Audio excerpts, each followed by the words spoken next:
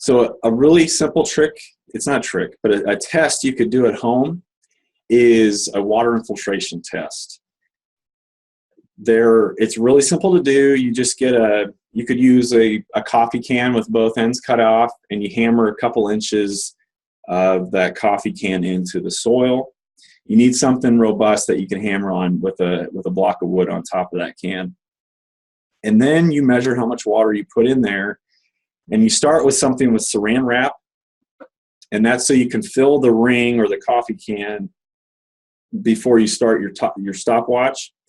And you delicately pull that plastic wrap off and you start your stopwatch. And then you track over time how much water is infiltrating that soil. Initially, if it's not saturated soil, you would expect it to move more quickly than if it was full of water, because if there's water in the pores, now water on top of it has to push through more water to get through, and it's more resistive force.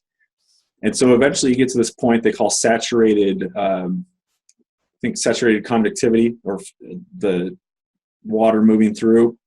And once it steadies out, that's kind of an indication of how much water can infiltrate your soil. If you compared like backyard farmers, garden out here, it just disappears. It's like you have to keep a garden hose on it. It's disappearing so quickly because they have a very fluffy top layer, very fertile, a lot of compost, and it's on top of sand. And so there's just all these porous layers that the water goes through. And so from a water management standpoint, which I'm not, like I said, I'm not an expert, you have to think of different ways to deal with those situations. In that case, maybe a sprinkler irrigation would be a waste of water as opposed to something more targeted like drip irrigation. But I'm stepping outside of my comfort zone there. Versus something where you have maybe a more native soil that you're gardening in and you're just maybe berming it up, or you're just working with it in place. That's what you have to work with. And the only thing that's going to speed that up, if you do need to, based on this test, is something like compost. That's what would help that situation. Don't add sand to clay. You're going to get bricks. Good thing we are going to install a drip system. Terry, I've got your number. Excellent. Keeping you guys on track here, backyard farmer. If you do this, the permeability class is based on what the NRCS, the Natural Resource Conservation Service, says. This gives you some indication of what you're dealing with here, and if you're within what's reasonable. You know, it's really, when we have drip irrigation, it's very easy to control, but it's really those situations where we get a weather event that you can't control, and you don't want your garden to be flooded out because of something like this. And so that's why soil structure is important, as is the mixture of what texture you have to create that structure. I think it goes without saying of the issues with compaction. So if you're tilling a lot, even with the rear tine tiller, front tine tillers as well, you're likely adding some compaction at a depth of what that tiller is weighing on. And then like front tine tillers are probably the worst because it's very hard. You have to walk behind them. It's very hard to pull them backwards. But you're walking and compacting on that freshly tilled soil, and you could be creating these compaction layers, albeit not like you would see in a crop system where you have a lot heavier machinery at play there. But when you're talking about vegetable production, you have roots that may not be nearly as deep rooting, or some that are. And if they can't get through that layer, you're going to inhibit not only water movement, nutrient cycling, but also the root growth of your plants. So compaction is a huge issue. And one of the ways to deal with it would be what? How do you think we could improve soil structure? And as you're thinking about that, I'm going to read the question from the Panhandle.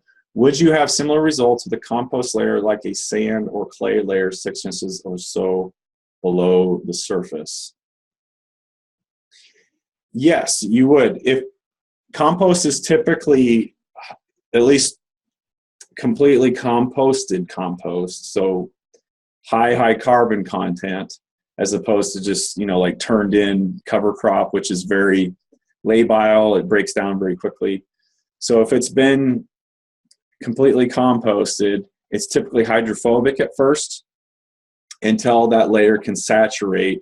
It's got a tremendous amount of water holding capacity at that point, but yes, it could slow. So if you simply layered underneath your soil with compost as opposed to mixing it in, that could be a problem. So how would we improve our soil structure? And when I say structure, remember the prismatic and whatnot.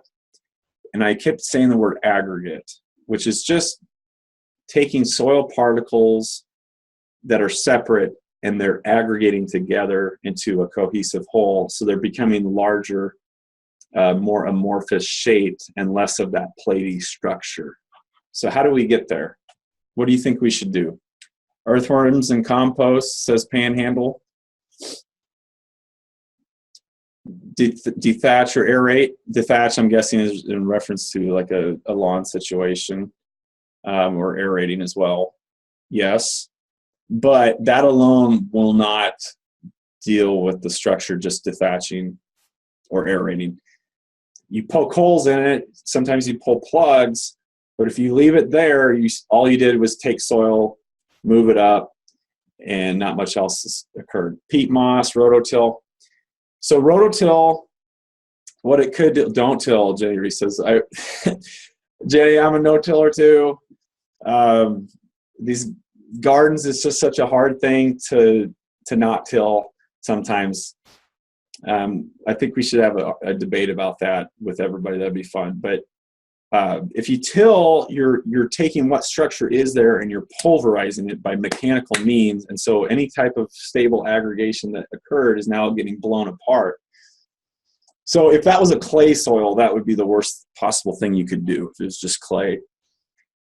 That's why, yes, somebody mentioned you have to add something like compost.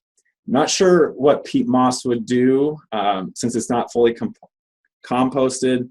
It could actually lead to a difficult situation. But the compost is physically interjecting itself between clay particles, which are trying to come closer together and form that platy structure. And because you're putting physical barriers there, you start to spread things out. And that absolutely does help improve at least the air space or the pore space and porosity. So from a structure standpoint, you're not going to gain aggregation necessarily by tilling, but if you till in an amendment, you may actually help. But it depends on what you're putting on your soil.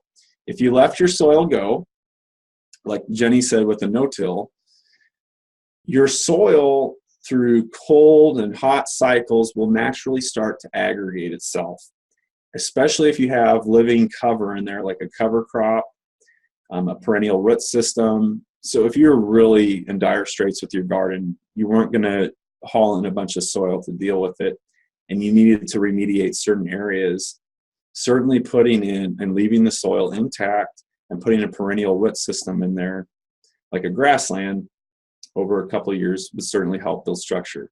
Roots are physically tying together soil particles, and gaps start to form as roots decay, air channels form. Earthworms, as the Panhandle mentioned, start to dig channels and add air space and start to bring in organic matter.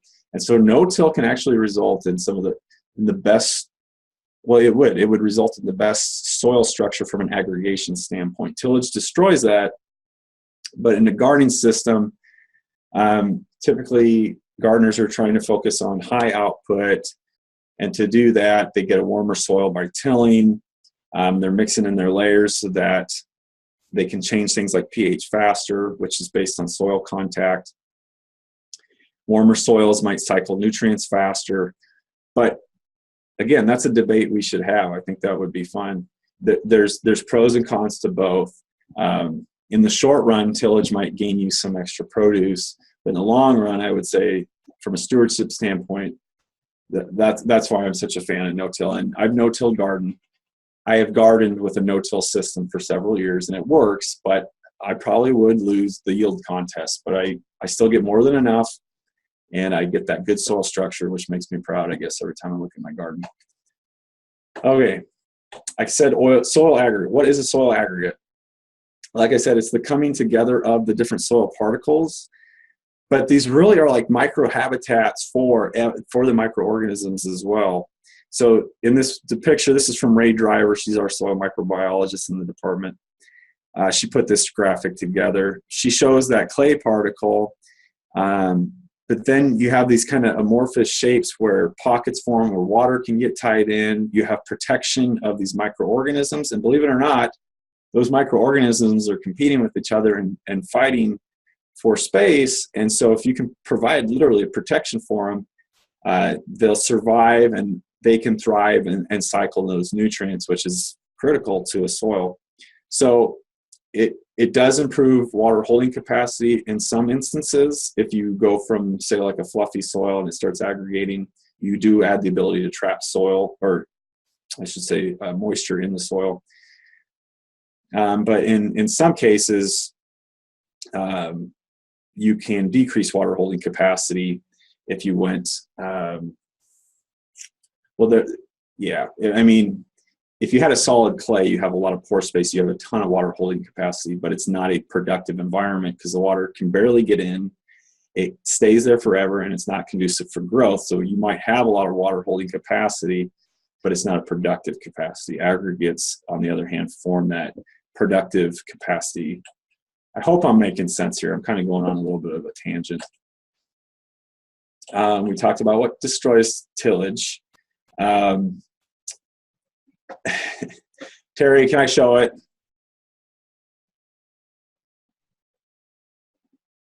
I'll just say your absence of words. Yes, you can show it. Yes. So here's a better purpose for your tillers. I found this last year. It just cracked me up, but I think this is a better way to use your tiller instead of on your garden. As a no-till gardener says this.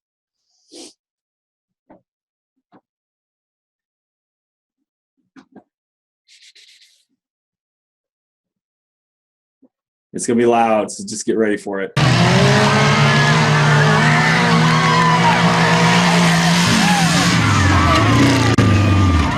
For the last 15 years, residents from Emerson and the surrounding area have gathered to race rototillers on this field. Racers competed in various categories. There you go. I think I'll just stop it there since we're running short on time, but race your rototillers. That's what they're used for. It's a lot better use for these things than use them in your garden to destroy your aggregates. Now, I think I have to give you unbiased information here. I talked to Sam Wortman. He's a horticulture guy. And he said, okay, yeah, but data shows you're going to get 20 to 30% increase in yield if you till. And he's absolutely right about that for the reasons I mentioned: warmer soils, nutrient cycling. So while that absolutely works, for me, it's a stewardship standpoint of how I want to maintain my philosophy, I guess, for how I garden. So I'm not against tilling, Terry. I like to no-till. That's my preference. We will agree to disagree. Bonnie says, in the desert, we use gypsum for sodium in the soil to break up clay. Would that work here? Gypsum is absolutely used for sodium. And to deal with what Bonnie just said, if you have a sodium situation, what can you do about it? Sodium's a cation. It's on the CEC, so it's not just leaching out right away. It's there. So how do you deal with it? And why is sodium a problem anyway? Sodium can be a problem for a lot of reasons. One, it adds to salt content, and if you have too much salt in your soil, that inhibits what somebody asked earlier about osmosis, which is the water's ability to go into the plant cells against the force of gravity, which is, it's part osmosis, part just going through the xylem. But sodium has, when you're washing your hair or your hands, look at the ingredients sometime on what's in some of those products. You'll often see sodium lauryl sulfate. They're different salts. Sodium is a very excellent cation that deflocculates soil. It has what they call a large hydration cell associated with it. And you want to think about it this way, I guess. It's somebody that likes a really large bubble and doesn't want people messing around with it. So when that kind of bully gets on the clay particle, it starts shoving everybody else off, and it starts increasing the distance between clay particles to where they can no longer get together and aggregate. It starts shoving them apart to where they disperse, and they can start then reshaping into that platy format. That's a problem. So it disperses your soil. Now you've got a huge problem with water being able to get through, plus you have a salt issue potentially. So how do you deal with that? Gypsum is the #1 recommendation for that. Gypsum is nothing different than, it's called calcium sulfate. It has 2 salts. The first is calcium, the second is sulfate. It's really the calcium at work that's doing the action. So remember this diffuse double layer we talked about earlier. So imagine instead of calcium, or instead of hydrogen, I don't know if I can erase these are permanent since I kept them after the last presentation. Imagine hydrogen is actually sodium. Just use your imagination since I'm drawing over it here. It's got a huge hydration shell. Get out of the way, I'm a bully. I'm sodium, okay? Big problem. How do you get rid of that? When you add gypsum to your soil, you start adding a lot of calcium. These cations are constantly bouncing around, as I said. They're not locked into like a solid shape. They're somewhat fluid, they're bouncing around. The only way to beat sodium is not to simply take one calcium and try to replace one sodium. You have to bombard your soil with a huge amount of, imagine these are all calcium. I know they're all red. I apologize for no distinction here, but you bombard your soil, and just by sheer mass, what do they call it? Not mass flow, but mass action, it basically pushes sodium out of the way. So it's as if all the nutrients got together and said, we're sick of you, sodium, and they knock them out, and sodium gets replaced off of the clay particle. And then if that was it, it wouldn't work. You wouldn't have fixed the situation. You have to now irrigate the soil heavily and have a way for that soil to drain. And just the sheer volume of water moving through that soil with sodium in solution will start to drain it out the bottom. And so that's how you deal with the sodic or sodium situation. Does that make sense? Does that answer your question, Bonnie? If in arid environments, and if you had like just a typical salty soil like we do here by Salt Creek, we don't have the arid situation, but we have the sodium. It could result in the soil would keep coming back to that equilibrium, and sodium would continue to be a problem. So, okay, great, I answered it.